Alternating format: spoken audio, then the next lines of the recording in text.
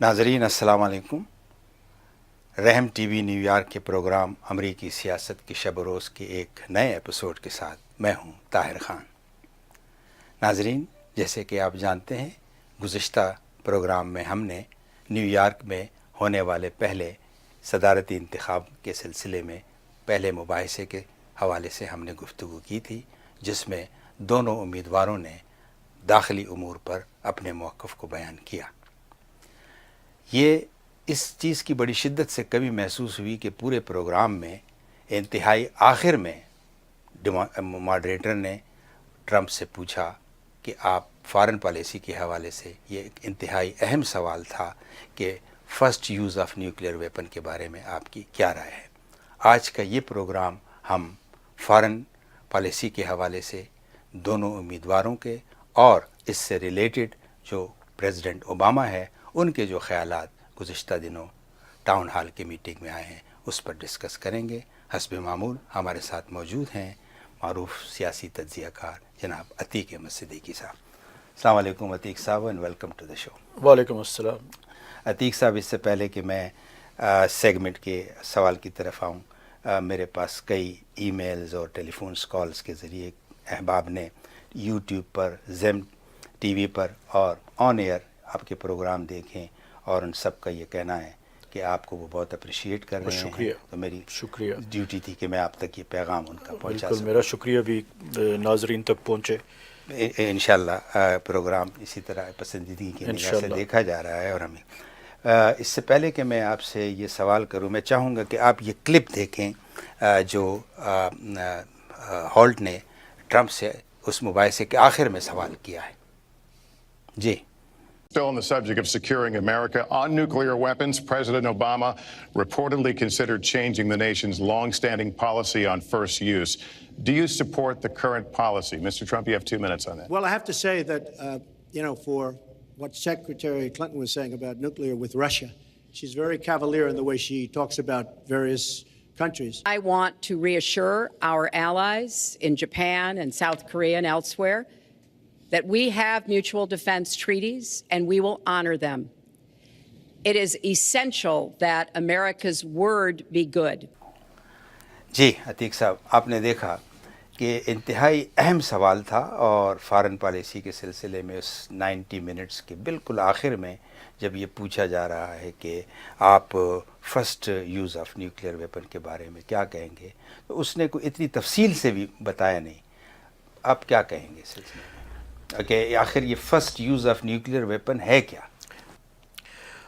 کسی بھی nuclear power کے پاس یہ آپشن ہوتا ہے کہ اگر وہ یہ دیکھے کہ وہ جنگ ہار رہی ہے، زمینی جنگ یا فضائی جنگ، اور اس کا مد مقابل جو ہے وہ ایک اوور-ویلمنگ فورس کے ساتھ جو ہے اسے شکست دے رہا ہے، تو اس شکست سے بچنے کے لیے نیوکلیئر پاور جو ہے وہ فرسٹ اسٹرائک کی آپشن جو ہے وہ استعمال کرتی ہے تاکہ جنگ کا پانسا جو ہے وہ پلٹ جائے۔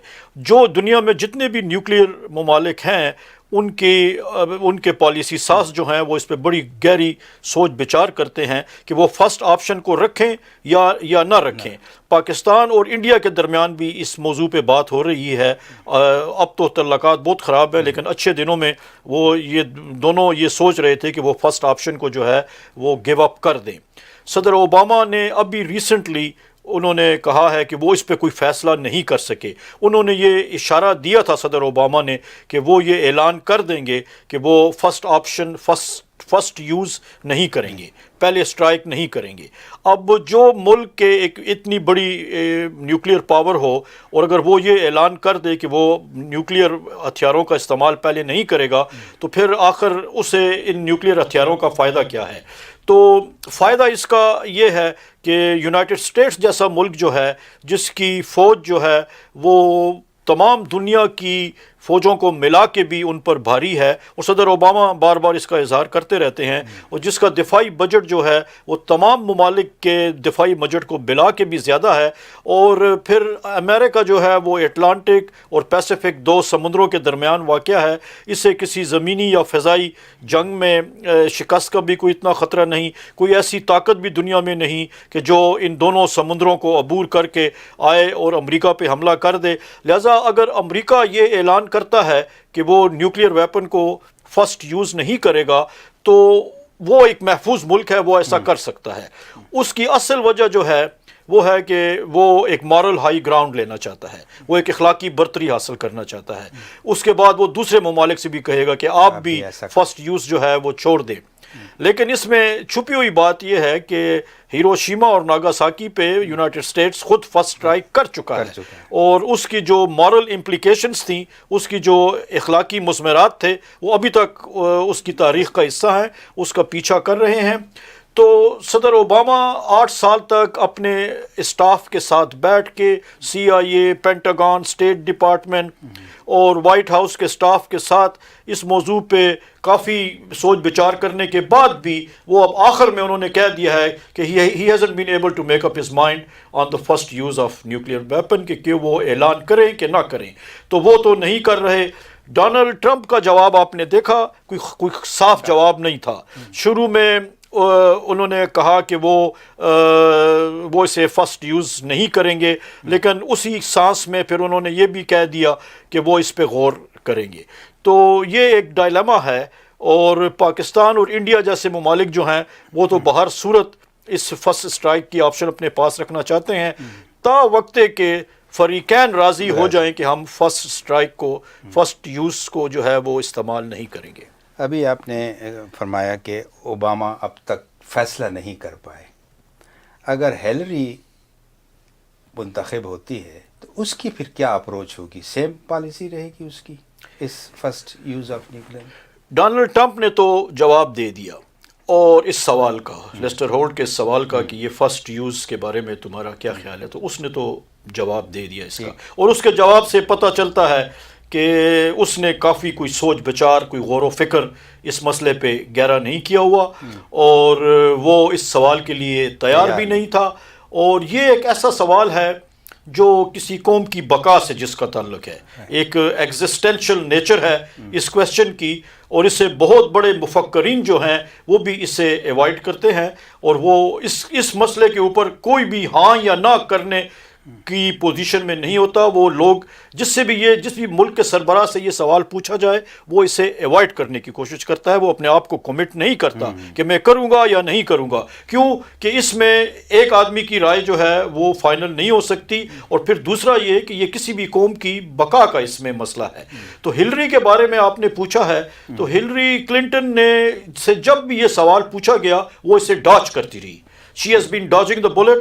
She never committed herself. She never said that she would go for it or she won't. اور لیسٹر ہولڈ نے اس سے یہ سوال نہیں پوچھا، لیکن میرا خیال ہے کہ امریکن عوام جو ہے وہ اس سوال کا جواب ہلری سے سننا چاہتی ہے. اور امریکن جرنلسٹ جو ہیں آگے، کرس والیس جو ہے فاکس نیوز کا، وہ تیسری ڈیبیٹ کو کنڈکٹ کرے گا. اینڈرسن کوپن جو ہے وہ دوسری ڈیبیٹ کو کنڈکٹ کرے گا جو سینٹ لوئس میزوری میں ہوگی. تیسری ڈیبیٹ لاس ویگس میں ہوگی. تو ہمارا خیال ہے کہ ہلری سے یہ سوال ضرور پوچھا جانا چاہیے، اور یہ بڑا اہم سوال ہے جس کا جواب امریکن پبلک جاننا چاہتی ہے. میں ایک ضمنی سی بات اگر اس ضمن میں کہوں کہ کیا وائٹ ہاؤس اور پینٹاگون اس ایشو پہ ہمیشہ ایک پیج پہ رہتے ہیں؟ پینٹاگون جو ہے وہ پوری دنیا کے ساتھ ڈیل کرتا ہے.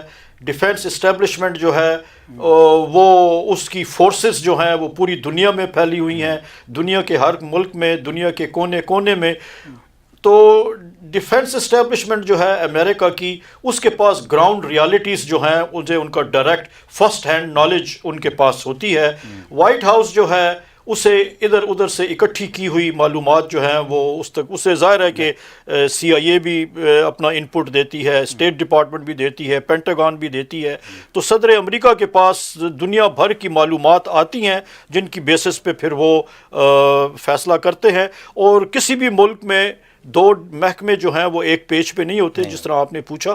یہ کام پھر صدر یا وزیر اعظم کا ہوتا ہے کہ وہ انہیں ایک پیج پہ لا کے کوئی فیصلہ کرے، یا اس بات کی پرواہ ہی نہ کرے کہ وہ ایک پیج پہ ہے کہ نہیں ہے، اور وہ جو ڈیسائیڈ کرے اسے امپلیمنٹ کر دے. بات ہم کر رہے ہیں فارن پالیسی کے حوالے سے. آپ کو یاد ہوگا کہ ٹرمپ بار بار ایک بات کر رہا ہے اس حوالے سے کہ امریکہ جو انوالو ہے عراق میں، افغانستان میں اپنے نیٹو افواج کے ساتھ، فورسز کے ساتھ، ٹرمپ کا خیال ہے کہ اگر وہ اقتدار میں آ جائے تو وہ ان کو اس طرح سے سپورٹ نہیں کرے گا، بلکہ انہیں بھی کچھ اس میں جو تمام بوجھ یو ایس پہ پڑ رہا ہے انہیں بھی اپنا حصہ اس میں ڈالنا چاہیے. تو آپ کی کیا رائے ہے کہ کیا یہ اس قابل چل سکے گا یہ معاملہ؟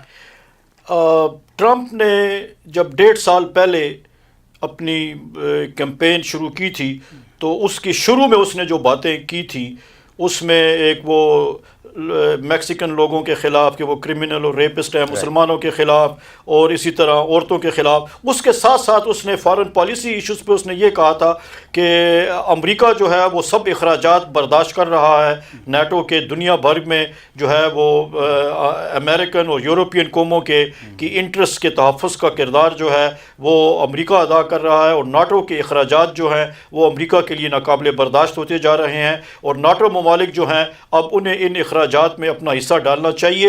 اور اس نے یہاں تک کہا کہ ورنہ ہم ان کا زیادہ دیر تک دفاع نہیں کر سکیں گے.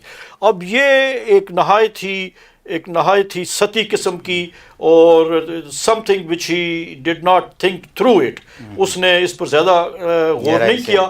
ناٹو الائنس کو اگر آپ دیکھیں تو دوسری جنگ عظیم امریکہ نے یورپی ممالک کے ساتھ مل کے جیتی تھی، ناٹو ہی کے زیر سایہ. اب اگر ناٹو کو آپ ختم کرتے ہیں تو جرمنی ایک الگ، وہ تو بیتاب ہے ایک نیوکلیر پاور بننے کے لیے، وہ تو چاہتا ہے کہ اسے موقع ملے، اس کے پاس ٹیکنالوجی بھی ہے، نو ہاؤ بھی ہے، سرمایہ بھی ہے، تو جرمنی تو چند مہینے کے اندر ایک نیوکلیر پاور بن جائے گا. اسی طرح فرانس بھی پھر نیوکلیر پاور بننے کی کوشش کرے گا، برطانیہ بھی نیوکلیر پاور بننے کی کوشش کرے گا. تو اگر آپ ناٹو کو ختم کریں گے تو یہ جو سسٹم جو کہ چل رہا ہے جس کے مین بینیفیشری یورپین اور امریکنز ہیں، کیونکہ دنیا بھر سے وسائل جو ہیں وہ اکٹھے کر کے جنگوں کے ذریعے، مار دھاڑ کے ذریعے، یہ سب وسائل جو ہیں یہ ویسٹرن کنٹریز کو مل رہے ہیں، تو اس میں ناٹو کا ایک بہت بڑا کردار ہے. اگر یہ ناٹو کو ختم کر دیں گے تو ہر ملک ایک الگ نیوکلیر پاور ہوگا، اور پھر ہر ملک کے اپنے اپنے دوست اور اپنے اپنے دشمن ہوں گے، تو دنیا جو ہے وہ ایک تباہی کے دھانے کی طرف جو ہے وہ بڑھ جائے گی. اور امریکہ بڑی سوچ سمجھ کے اس ناٹو الائنس پہ اٹھنے والے اخراجات جو ہے وہ برداشت کر رہا ہے. اور ٹرمپ کا یہ کہنا جو ہے وہ صرف ووٹ لینے کے لیے ہے، وہ صرف عوام کو جو ہے وہ چکمہ دینے کے لیے ہے. جس طرح نریندر مودی نے کہا کہ میں وہ پانی کی ترسیل جو ہے وہ بند کر دوں گا، سندھ طاس معاہدہ جو ہے وہ میں ختم کر دوں گا. حالانکہ سندھ طاس معاہدہ جو ہے اس کی ضمانت ورلڈ بینک نے دی ہوئی ہے، اس کے اوپر 1960 میں ایوب خان اور جواہر لال نہرو نے دستخط کیے تھے. لیکن اب نریندر مودی کیونکہ اب پھنس گیا ہے اور وہ اڑی میں جو حملہ ہوا وہ اس کا جواب نہیں دے سکتا، اور اس نے لوگوں سے اب یہ کہا ہے کہ ہم ایک خوشحال قوم ہیں اور ہمیں جنگ نہیں چاہیے، اور ہم جو ہے پانی اور خون اکٹھا نہیں بہہ سکتا. تو یہ نعرے بازی ہے. تو ٹرمپ بھی وہی نعرے بازی کر رہا ہے جو کہ مودی کر رہا ہے، لوگوں کو بے وقوف بنانے کے لیے ناقابل عمل باتیں ہیں جن پہ عمل نہیں ہو سکتا. ایک وہ مودی تو خیر کیا بند کرے گا، اس لیے کہ اس کے بند ہونے سے کئی ممالک کے پانی بند ہو جائے گا، اور یہ ممکن نہیں ہے. وہ آپ کا کہنا صحیح ہے کہ یہ سلوگنز ہیں الیکشنز کے لیے. میں ایک چھوٹے سے بریک کا وقت ہوا چاہتا ہے. میں بریک میں آنے کے بعد آپ سے پوچھوں گا کہ اسی نیٹو کے حوالے سے ہلری کلنٹن کے کیا خیالات ہیں. ناظرین، ایک چھوٹے سے بریک کا وقت ہوا چاہتا ہے، کہیں مت جائیے، ہمارے ساتھ رہیے.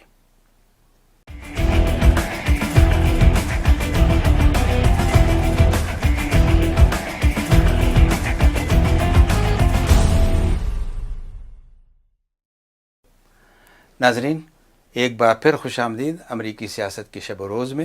آئیے ہم اپنی گفتگو کا سلسلہ وہیں سے شروع کرتے ہیں. ہمارے ساتھ موجود ہیں عتیق احمد صدیقی صاحب. عتیق صاحب، ہم بات کر رہے تھے وقفے میں جانے سے پہلے کہ یہ جو نیٹو کا معاملہ ہے، اگر اسے ختم کر دیا جائے یا اس کے اخراجات جو ہیں ان کے ذمہ ڈال دی جائے. ٹرمپ نے تو اپنی وضاحت جیسی بھی تھی کر لی. ہلری کے اس کے بارے میں کیا؟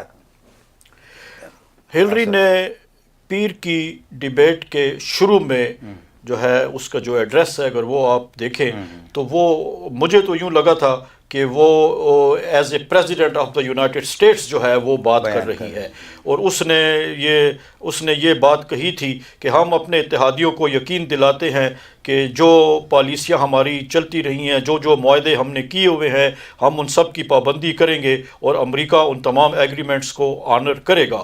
تو وہ ہلری کلنٹن یہ بات کر کے ایک طرف اپنے عوام کو اسے کہہ رہی تھی کہ خارجہ پالیسی جو اوباما کی ہے کم و بیش وہی جاری رہے گی، دوسری طرف نیٹو کنٹریز میں جو بے چینی پائی جا رہی ہے، اور اگر آپ برطانیہ کے، فرانس کے اور جرمنی کے اخبارات میڈیا وہاں کا دیکھیں تو وہ بڑے سخت بے چین اور اپسٹ ہیں کہ ٹرمپ اگر آ جاتا ہے تو پھر تو یہ سارا امریکن اور نیٹو ریلیشن شپ جو ہے یہ ختم ہو جائے گا، اور اس کے بعد ایک نئی دنیا جو تخلیق ہوگی، ایک نیا ریلیشن شپ جو ویسٹرن ہیمسفیئر کے اندر جو جنم لے گا، اس کی نوعیت کیا ہوگی۔ تو ہلری نے یہ بات کر کے اپنے تمام نیٹو ایلائز کو اور یورپین کنٹریز کو یقین دلایا کہ امریکہ اپنے معاہدوں سے اور اپنے کیے ہوئے وعدوں سے پیچھے ہٹنے والا نہیں ہے۔ اس نے اگرچہ کہ اس میں نیٹو کا نام نہیں لیا، لیکن اس نے اپنے اتحادیوں کو یہ یقین دلایا تھا کہ امریکہ اپنی پالیسیاں جاری رکھے گا۔ عتیق صاحب، ابھی کچھ ہی دن میں امریکی سیاست میں ایک بڑا اہم فیصلہ ہوا۔ صدر اوباما نے ایک بل کو ویٹو کیا اور اسے کانگریس نے اوور رائڈ کر کے منظور کر لیا۔ بل کی نوعیت یہ تھی کہ جو 9/11 میں متاثرین ہیں انہیں یہ حق دیا جائے کہ وہ سعودی حکمران کو، سعودی حکومت کو سو کرے۔ اس ایک جانب یہ کہا جا رہا ہے کہ کانگریس میں چونکہ ریپبلکنز کی ڈومینیشن زیادہ ہے، وہ زیادہ ڈومینیٹ کر رہے ہیں، تو یہ خیال بھی ہے کہ شاید اس کی وجہ سے ٹرمپ کو فائدہ پہنچے اور وہ متاثرین فیملی اس بات پہ خوش ہوں کہ ہمیں یہ ہرجانہ ملے گا۔ لیکن اس کے دوررس نتائج، جس کو صدر اوباما نے بڑے کھل کر وضاحت کی کہ اس کے نتائج خطرناک بھی ہو سکتے ہیں، نہ صرف اسلامی ممالک سے متاثر ہو سکتے ہیں ان کے تعلقات، بلکہ دوسرے یورپی ممالک سے بھی۔ آپ اس کے بارے میں کیا کہیں گے؟ یہ صدر اوباما نے واقعی فوجیوں کے ساتھ ٹاؤن ہال میٹنگ میں بڑے کنونسنگ آرگومنٹ دیے تھے، لیکن یہ بات ویسے نہیں جیسے کہ نظر آ رہی ہے۔ اس میں اصل بات جو ہے وہ ٹائمنگ کی ہے کہ یہ بل ایک ایسے وقت میں پیش کیا گیا جبکہ نہ صرف صدارتی انتخابات ہو رہے ہیں بلکہ سینٹ کی کافی سیٹیں جو ہیں وہ بھی اپ فار گریب ہیں، ہاؤس کی ایوان نمائندگان کی بہت سی سیٹیں جو ہیں ان پہ بھی الیکشن ہونے والے ہیں۔ اگر اس الیکشن میں، اگر اس ویٹو کو پہلے صدر اوباما نے اسے ویٹو کیا اور اب یہ واپس گیا کانگریس میں، اور وہاں پہ یہ دیکھنا تھا کہ اگر 2/3 میجارٹی کے ساتھ یہ اوور رائڈ ہو جاتا ہے تو صدر اوباما کا ویٹو ختم ہو جائے گا اور یہ امریکن گورنمنٹ کی ایک پالیسی بن جائے گی، اور یہ 2/3 میجارٹی کے ساتھ اوور رائڈ ہو گیا۔ اب کانگریس مین اور سینیٹرز نے، صرف ایک سینیٹر نے اس کے اوباما کے حق میں ووٹ دیا، اور وہ ہے سینیٹر ہیری ریڈ جو کہ میجارٹی لیڈر رہ چکے ہیں۔ انہوں نے اس لیے اس کے اوباما کے حق میں ووٹ دیا کہ انہوں نے اپنی ریٹائرمنٹ کا اعلان کیا ہوا ہے۔ باقی تمام سینیٹرز نے اس کے اگینسٹ ووٹ دیا، کیونکہ کوئی بھی یہ رسک نہیں لینا چاہتا کہ وہ الیکشن کے لیے جائے اور اس کا مخالف اس کے اوپر یہ الزام لگائے کہ اس نے سعودی عرب کے حق میں ووٹ دیا تھا اور 9/11 کے جو متاثرین تھے ان کے حق میں اس نے ووٹ نہیں دیا تھا۔ تو یہ الزام کیونکہ کوئی سینیٹر، کوئی کانگریس مین اپنے اوپر نہیں لینا چاہتا تھا، اس کو سیل کریں گے اگلے الیکشن۔ ہاں، اس لیے اسے اپنے اوپر ایک بدنامی کا داغ لینے کی بجائے انہوں نے اس کے اوباما کے خلاف ووٹ دے دیا۔ اب دوسری بات یہ دیکھیں کہ صرف 2 مہینے پہلے کانگریس نے ایران معاہدے کو بھی ریجیکٹ کیا تھا۔ اوباما نے وہ بل پیش کیا کانگریس کے سامنے اور کانگریس نے اسے ریجیکٹ کر کے واپس بھیج دیا۔ اوباما نے اسے بھی اوور رائڈ کیا تھا، اوباما نے اسے ویٹو کیا تھا۔ جب وہ ویٹو دوبارہ کانگریس کے پاس گیا تو وہ 2/3 میجارٹی نہ مل سکی اور وہ ویٹو اوور رائڈ نہ ہو سکا پریزیڈنٹ کا، اور وہ معاہدہ جو تھا وہ ریٹیفائی ہو گیا، کانگریس نے اسے اپروو کر دیا۔ تو وہ اب یہ وہی کانگریس ہے جس نے 2 مہینے کے بعد سعودی عرب کے ویٹو کو جو ہے وہ اوور رائڈ کر دیا۔ تو یہ اس کے اندر ایک کافی سیاست جو ہے وہ چل رہی ہے۔ دوسری بات اس میں یہ کہ صدر اوباما نے جس طرح اور جس ڈیلیجنٹلی اور جتنی انتھوزیاسٹکلی اس نے ایران کے معاہدے کو پرسو کیا تھا، اس کا عشر عشیر بھی اس نے اس کے پیچھے نہیں اس میں اپنا ویٹ نہیں ڈالا. سعودی عرب کے جو ویٹو تھا، جو اوور رائڈنگ تھی، اس ظاہر ہے کہ اس نے کانگریس میں جا کے جس طرح اس نے ایران میں اپنے ویٹو کا، ایران معاہدے کے خلاف اپنے ویٹو کا تحفظ کیا تھا، اسی طرح اس نے اس کا بھی تحفظ کرنا تھا، لیکن اس نے اسے کھلا چھوڑ دیا. کیوں کہ اوباما بھی ایک خاص حد سے آگے نہیں جانا چاہتا. یہ ان کی ڈومیسٹک پالیٹکس کا مسئلہ ہے، اور اس میں hundreds of millions of dollar لوگوں کو ملیں گے. جب امریکنوں کو پیسے مل رہے ہوں اور وہ پیسے بھی مسلمانوں کے ہوں تو انہیں کیوں چھوڑا جائے؟ اور انہیں اگر کوئی کہتا ہے کہ چھوڑ دو تو پھر وہ امریکن قوم کا دشمن ہے. پیسے مل رہے ہیں اور آپ کہہ رہے ہیں کہ نہ دیں، تو یہ اس کے اندر ایک بہت بڑی، اس کا دوسرا رخ بھی تو عتیق صاحب یہ ہے نا کہ دوسرے ممالک بھی تو پھر یو ایس کو سو کریں گے. اگر وہاں اس قسم کی چیزیں ہونے لگ گئیں تو پھر امریکہ کو بھی پیسے دینے ہوں گے. یہ آپ 29 تاریخ کا نیو یارک ٹائمز دیکھیں تو اس میں اس ویٹو کے اوور رائڈ ہو جانے کے بعد 30 سینیٹرز کا بیان آیا ہے ایکسکیوز می، کہ اس میں جو قانون سازی ہوگی اس میں وہ اس بات کا خیال رکھیں گے کہ یہ تعلقات سعودی عربیہ کے ساتھ زیادہ ڈیمیج نہ ہو. اب اس سے ان کی مراد کیا ہے؟ اس سے ان کی مراد یہ ہے کہ امریکن CIA جو ہے وہ خفیہ کارروائیاں تمام ممالک میں کرتی رہتی ہے، تمام، اور مسلمان ممالک میں تو خاص طور پہ وہ کرتی رہتی ہے. اور کسی بھی مسلمان ملک کا حکمران جو ہے وہ انہیں کٹہرے میں کھڑا کر سکتا ہے، انہیں پکڑ کر کے گرفتار کر کے ان پہ مقدمے چلا سکتا ہے. ایون امریکی شہریوں کو گرفتار کر کے ان پہ مقدمے چلائے جا سکتے ہیں.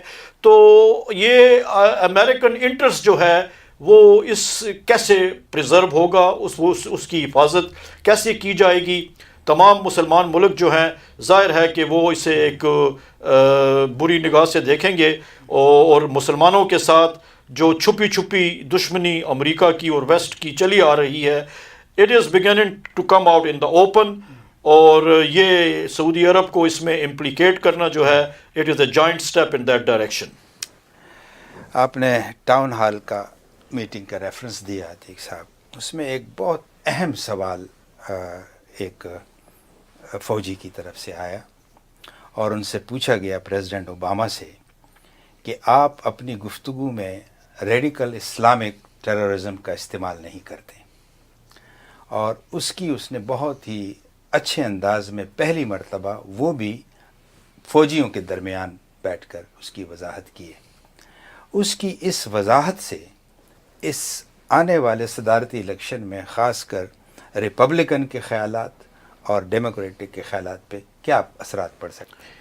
اوباما نے اس کے جواب میں، آپ نے بھی سنا ہوگا، اور جس نے وہ پروگرام دیکھی، وہ ٹاؤن ہال میٹنگ فوجیوں کے ساتھ اوباما نے کی، وہ دیکھی ہوگی، تو اس میں اس نے ریڈیکل ٹیررزم کا، ریڈیکل اسلام کے ٹرمینالوجی ہے، اسے استعمال نہ کرنے کی وجہ یہی بتائی ہے کہ چند لوگوں کے برے کاموں کو ایک پورے مذہب کے ساتھ کیوں منسوب کیا جائے، اور چند گنے چنے لوگوں کی دہشت گردی کو 1.25 ارب لوگوں کے ماتھے کا داغ کیوں بنایا جائے. اس لیے اس نے کہا کہ میں یہ ٹیررزم کا لفظ جو ہے یہ استعمال نہیں کرتا ہوں. اور ڈونلڈ ٹرمپ بھی کئی مرتبہ مطالبہ کر چکا ہے کہ تم یہ لفظ کیوں استعمال نہیں کرتے. اب لیکن کہتے ہیں کہ action speaks louder than the words. تو اوباما کے ایکشن آپ دیکھیں، جارج ڈبلیو بش نے گنے چنے ڈرون حملے کیے تھے قبائلی، پاکستان کے قبائلی علاقوں میں. براک اوباما کو 428 ڈرون حملے کرنے کا اعزاز حاصل ہے. وہ جو گیم کھیل رہا ہے مسلمانوں کے ساتھ، وہ تو بڑی زبردست ڈپلومیسی ہے. کہنے کو تو وہ یہ کہہ رہا ہے کہ میں انہیں بڑا اچھا سمجھتا ہوں، میں اسلام کو بدنام نہیں کرنا چاہتا، لیکن اس نے عراق میں کیا کیا، اس نے وہ شام میں کیا کر رہا ہے، پاکستان کے ساتھ اس نے کیا کیا. امن کا نوبل انعام لے کے اس نے کہا تھا کہ وہ جنگوں کو ختم کرے گا، اور پھر اس نے آتے ہی جو ہے وہ 65,000 فوج مزید بھجوائی افغانستان میں، اور وہ افغانستان میں اب تک امریکی فوجیں بیٹھی ہوئی ہیں. تو اوباما کر کیا رہا ہے اور کہہ کیا رہا ہے، میرا خیال ہے کہ ان دونوں ایسپیکٹ کو ذہن میں رکھنا چاہیے. اور صدر امریکہ کے پاس بڑی بے پناہ طاقت ہے اور سینکڑوں کی تعداد میں ان کی بیسز ہیں. CIA پوری دنیا میں کونے کونے میں پھیلی ہوئی ہے. تو وہ اپنی طاقت کو چاہے جب چاہے جہاں چاہے استعمال کر سکتے ہیں اور جو بھی چاہیں وہ کہہ سکتے ہیں، لیکن we should be able to see through it. Atiq صاحب، اس سے تو آپ اتفاق کریں گے کہ ٹرمپ کے بارے میں بھی اگر جو لوگ یہ سمجھتے ہیں کہ وہ جو کچھ کر رہا ہے ان کے وہ یہ سمجھتے ہیں کہ گویا یہ بھی میرے دل میں ہے، لیکن اظہار نہیں کرتے.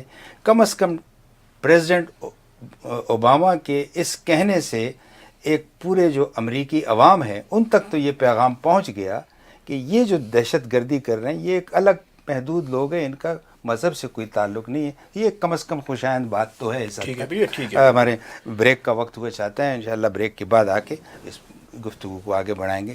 ناظرین، ایک چھوٹے سے بریک کا وقت ہوا چاہتا ہے، ہمارے ساتھ رہیے.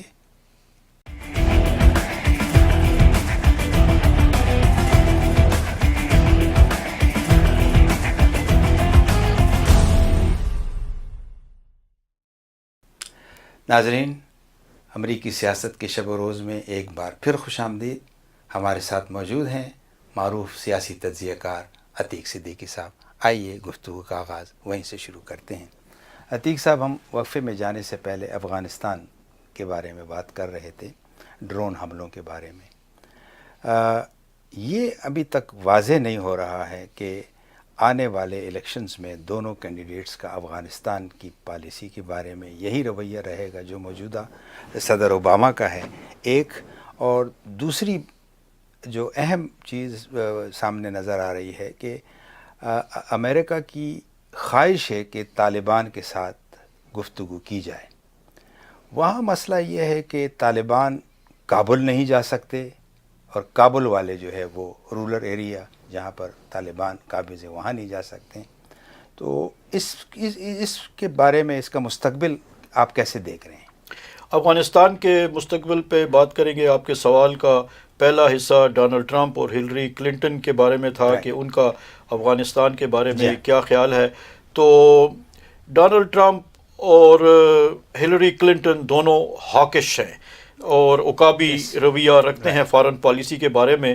اور ہلری کلنٹن تو پہلے سے یہ کہہ چکی ہے کہ وہ سیریا میں نو فلائی زون جو ہے وہ امپلیمنٹ کرے گی. اور اب جو ہے صورتحال، یہ بات اس نے اس وقت کی تھی جب روس نے مداخلت نہیں کی تھی سیریا میں. اب روس کی مداخلت کے بعد جب کہ ہر روز روس کے جہاز الیپو میں بمباری کر رہے ہیں، تو اب ہلری کلنٹن وہاں نو فلائی زون بنا سکے گی یا نہیں، اس کے بارے میں اس سے نہیں پوچھا گیا. جس طرح کہ آپ نے کہا کہ فارن پالیسی پہ کوئی بات نہیں ہو رہی، نہ یہ پتہ ہے کہ ہلری کلنٹن مڈل ایسٹ کے بارے میں کیا کرے گی، اور نہ یہ کھل کے پتہ ہے کہ ڈونلڈ ٹرمپ کی پالیسی کیا ہے. اور وہ جب سیریا کی بات آتی ہے، مڈل ایسٹ کی بات آتی ہے، تو اس کے ساتھ ہی وہ آئسس کی بات شروع کر دیتے ہیں، داعش کی، کہ ہم اسے جڑ سے اکھاڑ پھینکیں گے. ٹرمپ کہتا ہے میں انتظار نہیں کروں گا اور جلد از جلد اسے ریمپ اپ کر سکوں گا. آخر اوباما جلد از جلد کیوں نہیں کر سکا؟ ہلری بھی کہتی ہے یہ سب ووٹ لینے کے طریقے ہیں، جب یہ اقتدار میں آئیں گے تو انہیں پتہ چلے گا کہ رمادی کو واپس لینے میں کتنا عرصہ لگا، فلوجہ کو اور موصل کو اب واپس لینے میں کتنا عرصہ لگے گا. وہاں کرد بھی ہیں، سنی بھی ہیں، شیعہ بھی ہیں، تو یہ باہر بیٹھ کے جو بھی نعرے لگا سکتے ہیں. اور افغانستان کے بارے میں تو ٹرمپ سے پوچھا ہی نہیں گیا، اور میرا خیال ہے کہ شاید اسے کچھ زیادہ پتہ بھی نہیں ہوگا. لیکن امید ہے کہ فارن پالیسی پہ اگلی 2 ڈیبیٹس میں بات ہوگی. آپ کی بات درست ہے کہ طالبان جو ہے وہ دیہاتی علاقے کی ایک وسیع دیہاتی علاقہ ان کے قبضے میں ہے، اور امریکن فوجیں جو ہے وہ 10-11 ہزار کی تعداد میں وہاں موجود ہے. اور افغان نیشنل آرمی امریکی فوجوں کے ساتھ مل کے رورل ایریاز میں نہیں جا سکتی. اسی طرح طالبان جو ہے وہ کابل میں نہیں آ سکتے. تو اب یہ ایک سٹیل میٹ ہے. پاکستان نے نیگوسیشنز مذاکرات کرانے کی کوشش کی، وہ پہلے حامد کرزئی نے فیل کرا دی. اب اس کے بعد جو ہے وہ نریندرا مودی اور نے اسے آگے نہیں بڑھنے دیا کیونکہ وہ علاقے میں اپنی تھانے داری قائم کرنا چاہتا ہے.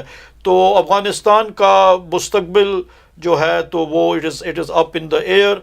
لیکن باٹم لائن یہ ہے کہ افغانستان کو امریکی امداد مل رہی ہے، نیٹو کی امداد مل رہی ہے، اتنا پیسہ وہاں، اتنی انویسٹمنٹ نہیں ہو رہی جتنی کہ پہلے ہوتی تھی، بہت کم ہو رہی ہے، لیکن آپ دیکھیں کہ اخباروں میں باقاعدہ تصویریں آ رہی ہیں، خبریں آ رہی ہیں کہ افغان بچے جو ہیں 14 15 16 سال کے، وہ سیرین مہاجرین کے ساتھ جو ہے وہ کیمپوں میں پڑے ہوئے ہیں، یونان کے اور برطانیہ کے باہر، اور افغانستان کے اقتصادی حالات بہت خراب ہیں، اور اشرف غنی اور عبداللہ کے درمیان جو ہے وہ ٹسل بھی چل رہی ہے، پاکستان کے ساتھ بھی ان کے مسائل ہیں، انڈیا جو ہے وہ بھی اپنا انفلوئنس ایگزرٹ کر رہا ہے، افغانستان کو پاکستان کے خلاف استعمال کر رہا ہے، تو یہ اس کے بارے میں اب ایک اچھی بات ہوئی ہے کہ گلبدین حکمت یار کی حزب اسلامی نے اشرف غنی کے ساتھ معاہدہ کر لیا ہے، تو امید ہے کہ اگر اس طرح لوگ اکٹھے آنے شروع ہو گئے تو شاید امن کی کوئی صورتحال پیدا ہو جائے۔ رشیا کے صدر کے بارے میں یہ ایک بہت عام سا تاثر ہے لوگوں میں کہ وہ ٹرمپ کے بہت قریبی ہیں۔ فرض کریں کہ ٹرمپ آتے ہیں اور رشیا کے انڈیا کے ساتھ تعلقات اور مڈل ایسٹ میں جو سیریا کے حوالے سے ان کے جو اثرات ہیں، اس پہ پھر امریکہ کی کیا پالیسی ہوگی؟ صدر اوباما نے یہ کسی زمانے میں امریکہ، پاکستان اور انڈیا کو ایک ہی نگاہ سے دیکھتا تھا، کوئی صدر اگر انڈیا جاتا تھا تو وہ پاکستان بھی چلا جاتا تھا، لیکن کونڈولیزا رائس نے جارج بش کے زمانے میں جب وہ سیکرٹری آف اسٹیٹ تھیں تو انہوں نے یہ پالیسی جو تھی وہ آہستہ آہستہ چینج کرنی شروع کی۔ انہوں نے یہ دیکھا کہ بھارت جو ہے وہ 1.25 ارب لوگوں کی منڈی ہے، اور چین جو ہے وہ ایک ابھرتی ہوئی طاقت ہے، وہ اس وقت بھی چین ایک ابھرتی ہوئی اقتصادی طاقت تھی، تو یہ کونڈولیزا رائس جب وزیر خارجہ تھی، سیکرٹری آف اسٹیٹ تھی، تو ان دنوں ہی میں امریکہ کی ڈیفنس اسٹیبلشمنٹ نے یہ فیصلہ کر لیا تھا کہ وہ چین کا مقابلہ کرنے کے لیے انہیں انڈیا کی بے حد ضرورت ہے، اور وہ پاکستان پہ ٹرسٹ نہیں کر سکتے کیونکہ پاکستان کسی بھی صورت میں چین کا ساتھ نہیں چھوڑے گا، اور پاکستان اتنی بڑی طاقت بھی نہیں ہے جتنی کہ بڑی انڈیا ایک طاقت ہے، جتنی بڑی ان کی منڈی ہے، تو انہوں نے اپنے سارے انڈے اس ایریا میں جو ہیں وہ انڈیا کی ٹوکری میں ڈال دیے۔ اب صدر اوباما نے 3 مہینے پہلے انڈیا کے ساتھ ایک جوہری نیوکلیئر معاہدہ بھی کر لیا، جس میں اسے نیوکلیئر گروپ کا ممبر بنانے کا وعدہ بھی کیا گیا ہے، اور وہ اسے نیوکلیئر فیسلٹیز اور اسے امریکہ کی جو نیوکلیئر ٹیکنالوجی ہے اس تک رسائی دینے کے بھی معاہدے ہو گئے ہیں۔ تو اب انڈیا کا قد جو ہے وہ ذرا بڑھ گیا ہے۔ اب یہ ایک ایسی پالیسی ہے جو کہ جارج بش نے شروع کی تھی، انڈیا کو برتری دینے کی انڈین اوشین میں اور ساؤتھ چائنا سی میں، اور اس پالیسی کو ایک ڈیموکریٹک پریزیڈنٹ صدر براک اوباما نے 8 سال تک جاری رکھا، لہٰذا یہ ہم وثوق سے کہہ سکتے ہیں کہ ہلری کلنٹن آئی تو وہ بھی انڈیا کو اس ترجیح دینے کی، اور اسے اس ساؤتھ ایشیا میں اور پیسیفک رم کے جو ممالک ہیں ان میں انڈیا کو برتری اور ترجیح دینے کی پالیسی ہلری کلنٹن اس لیے جاری رکھے گی کہ براک اوباما 8 سال تک اس پہ عمل کرتا رہا، ٹرمپ اگر صدر بنتا ہے تو وہ اس لیے اسے جاری رکھے گا کہ یہ جارج بش کے زمانے کی پالیسیاں ہیں۔ تو اس سے پتہ چلتا ہے کہ ڈیفنس اسٹیبلشمنٹ جو ہے امریکہ کی وہ پارٹیسن نہیں ہے، وہ دونوں پارٹیوں کے لوگ مل کے ایک ڈیفنس پالیسی، ایک فارن پالیسی بناتے ہیں جس پہ حکومت چاہے ڈیموکریٹس کی ہو یا ریپبلکن کی ہو، وہ ان ڈیفنس پالیسیوں پہ عمل کرتی ہے۔ بات اگر فارن پالیسی کے حوالے سے ہو رہی ہے، دونوں کینڈیڈیٹس یا موجودہ صدر سیریا میں، مشرق وسطیٰ میں، افغانستان میں، عراق میں، عام طور پر ان کا موضوع ہوتا ہے انسانی حقوق کی، لیکن اس پورے کمپین میں اور اس پورے سلسلے میں کشمیر میں جو کچھ انڈیا انسانی حقوق کی خلاف ورزی کر رہا ہے اس پر نہ تو کوئی واضح پالیسی سامنے نظر آتی ہے۔ یہ ایک الگ بحث ہے کہ کشمیر کس کا حصہ ہے، کشمیری کیا چاہتے ہیں، لیکن وہ انسانی حقوق کے حوالے سے تو کچھ انہیں بات کرنی چاہیے۔ پاکستان اس مسئلے کو کئی مرتبہ اٹھا چکا ہے. اس دفعہ 20 ستمبر کو وزیر اعظم نواز شریف نے بڑی مدلل اور بڑی اچھی کنونسنگ سپیچ کی جنرل اسمبلی میں، جس میں انہوں نے انڈیا میں جو کچھ مظالم کشمیر میں جو مظالم انڈیا ڈھا رہا ہے اس کی پوری تفصیل پیش کی. انہوں نے پھر وہ پورا ایک ویڈیو اور ایک ڈوزیئر جو ہے وہ بان کی مون کو بھی دیا، اور انہوں نے بین الاقوامی برادری کے سامنے ایک مرتبہ پھر کشمیر کا مسئلہ رکھا. لیکن صدر اوباما نے اپنی تقریر میں جو انہوں نے جنرل اسمبلی میں کی، اس میں انہوں نے کشمیر کا بالکل ذکر نہیں کیا. تو وہ ظاہر ہے کہ وہ انڈیا کے ساتھ اپنے تعلقات خراب نہیں کرنا چاہتے، اور وہ انڈیا کے ساتھ جو انہوں نے ایک نئی رفاقت شروع کی ہوئی ہے، ایک نئی دوستی کی وہ منزلیں اور ایک نیا رومانس اور ایک نیا ہنی مون انہوں نے جو انڈیا کے ساتھ شروع کیا ہوا ہے، تو وہ اسے برقرار رکھنا چاہتے ہیں. اور یوں بھی اگر دیکھا جائے تو جب پاکستان کے ساتھ امریکہ کے اچھے تعلقات تھے تو ان دنوں میں بھی امریکہ نے کشمیریوں کے لیے کوئی اتنا نہیں کیا تھا. یہ اصل میں یہ مسئلہ جو ہے، اگر امریکہ کشمیر کے مسئلے کو اٹھاتا ہے تو پھر انڈیا کہے گا فلسطین کا مسئلہ بھی حل کریں. تو امریکہ کے اپنے کلازٹ میں اسکیلیٹنز پڑے ہوئے ہیں، تو اس لیے وہ فلسطین کے مسئلے کو دبانے کے لیے وہ کشمیر کے مسئلے کی بھی بات نہیں کرتے. ورنہ انڈیا یہ سوال جب اٹھا دے گا تو پھر ظاہر ہے کہ دونوں مسئلے فلسطین اور کشمیر کے ایک جیسے ہیں، تو اس میں پھر امریکہ جو ہے وہ آن دا ڈیفینسو چلا جائے گا. تو وہ ایک ہائی مارل گراؤنڈ چھوڑنا نہیں چاہتا، اس لیے اور وہ انڈیا سے دوستی بھی خراب نہیں کرنا چاہتا، اس لیے وہ کشمیر کے مسئلے پہ اسے ہیومن رائٹس جو ہیں وہ نظر ہی نہیں آ رہے. عتیق صاحب، ہم بات کر رہے تھے رشیا کی، روس کے کردار کی. آپ دیکھ رہے ہیں کہ روس جو ہے وہ مشرق وسطیٰ میں بہت بڑھ رہا ہے اور اپنی ایک شناخت کو قائم کیے ہوئے ہے. اس سے پہلے وہ امریکہ کے مقابلے میں کریمیا میں، یوکرین میں بھی اس کے مقابل آیا. ایسا لگ رہا ہے کہ روس پھر ایک بار دو بڑی طاقتیں جیسے پہلے تھیں، وہی منظر پھر سامنے نظر آ رہا ہے. تو آپ سمجھتے ہیں کہ روس پھر ایک بار ان کے مقابل کھڑا ہو جائے گا؟ روس میرا خیال ہے کہ امریکہ کے مقابلے میں کھڑا ہو چکا ہے، اور ولادیمیر پوتن نے یہ تو نہیں کہا کہ وہ ہر میدان میں امریکہ کا مقابلہ کرے گا، لیکن وہ دیکھا جائے تو روس جو کچھ کر رہا ہے تو اس سے پتہ چلتا ہے کہ وہ امریکہ کو ہر میدان میں چیلنج کر رہا ہے. اب دنیا 25 سال پہلے 1990 میں جب سوویت یونین تحلیل ہوا تو اس وقت دنیا دو قطبی تھی، بائی پولر تھی. اس کے بعد جو ہے 25 سال تک امریکہ جو ہے وہ بلا شرکت غیر اس دنیا پہ حکومت کرتا رہا، اور روس جو ہے وہ بھی، اس کے پاس بھی جو آرسینل ہے نیوکلیئر بامبس کا اور نیوکلیئر اسلحے کا، وہ بھی اتنا زیادہ ہے کہ وہ امریکہ کو تباہ کر سکتا ہے، امریکہ اسے تباہ کر سکتا ہے. تو سوویت یونین کے تحلیل ہونے کے بعد بھی روس جو ہے وہ اپنی ایٹامک پاور اور نیوکلیئر پاور کی وجہ سے، نیوکلیئر آرسینل کی وجہ سے وہ ایک سپر پاور تھا. لیکن اب اس نے اپنے آپ کو دوبارہ ایگزرٹ کرنا شروع کر دیا ہے، اور کریمیا کو اس نے پہلے انیکس کیا، اس کے بعد یوکرین میں پھر اس نے حملہ کیا، وہاں اپنی مرضی کی حکومت قائم کی. تو اور امریکہ جو ہے وہ اسے مسلسل تھریٹ کر رہا ہے، ناٹو کی فورسز جو ہے وہ اس کی سرحدوں پر لے گیا ہے، لیکن ولادیمیر پوتن بیک آف نہیں کرتے.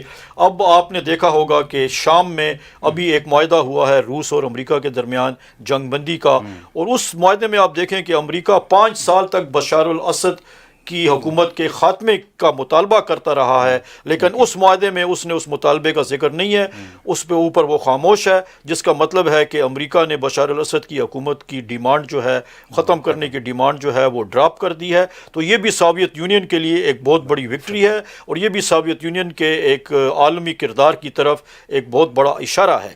دوسری بات یہ کہ اس وقت جب ہم بات کر رہے ہیں تو ایز وی اسپیک تو روس جو ہے وہ پہلے سوویت یونین تھا، اب روس ہے. وہ اس وقت انڈیا کے ساتھ بھی اندرا نامی جنگی مشقیں کر رہا ہے، اس وقت وہ گلگت اور بلتستان میں پاکستان کے ساتھ بھی جنگی مشقیں کر رہا ہے، اس وقت وہ چائنا کے ساتھ بھی جنگی مشقیں کر رہا ہے. تو ساؤتھ ایشیا میں اس کے علاوہ بھی اور بہت سے ممالک ہیں جن کے ساتھ روس اس وقت جنگی مشقوں میں انگیج ہے، اور جو ملک اس کے ساتھ جانا چاہتا ہے وہ اسے اپنے ساتھ لے رہا ہے. تو آپ دیکھیں کہ ایک نیا بلاک ایک متشکل ہو رہا ہے، ایک ظہور پذیر ہو رہا ہے.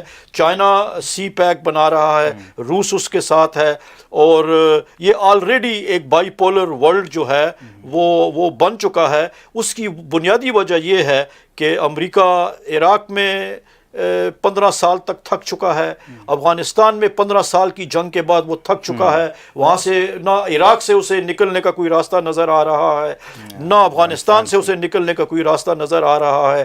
شام کا مسئلہ حل کرنے کے لیے اسے روس کی مدد کی ضرورت ہے. تو وہ آلریڈی ایک اوباما نے کہا تھا کہ اگر بشار الاسد نے کیمیکل ویپن استعمال کیے تو he would cross the red line and from that point onward I will have the right to attack Syria. تو اس نے کیمیکل ویپنز استعمال کیے، ریڈ لائن کراس کی، اوباما نے اس پر حملہ نہیں کیا، جس کا مطلب یہ تھا کہ وہ ایک سپر پاور کا جو ایک روایتی رول تھا اس سے وہ وڈرا ہو گیا. اور اس کے اوپر امریکہ کے اندر بھی بہت زیادہ بحث ہوئی، اور اوباما کو جو ہے وہ کافی تنقید کا سامنا کرنا پڑا کہ تاریخ میں پہلی مرتبہ امریکی صدر نے ایک وارننگ دی ایک چھوٹے ملک کے حکمران کو، اور پھر he did not deliver on that.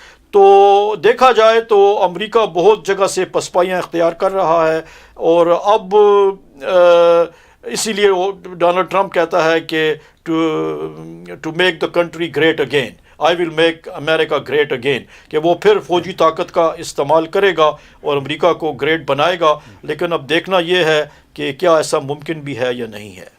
Atiq صاحب، گفتگو کا سلسلہ جی چاہتا ہے کہ جاری رہے، لیکن وقت کی کمی آڑے آ رہی ہے. انشاءاللہ اس سلسلے کو اگلے سیگمنٹ میں دوبارہ کریں گے. آپ کی آمد کا ایک بار پھر بہت شکریہ. بہت شکریہ. ناظرین، اس کے ساتھ ہی پروگرام امریکی سیاست کی شب و روز کا وقت ختم ہوا چاہتا ہے. انشاءاللہ اگلے ہفتے ایک نئے ایپیسوڈ کے ساتھ پھر حاضر ہوں گے. تب تک کے لیے اجازت دیجیے. اللہ ہم سب پر اپنا کرم فرمائے. اللہ حافظ.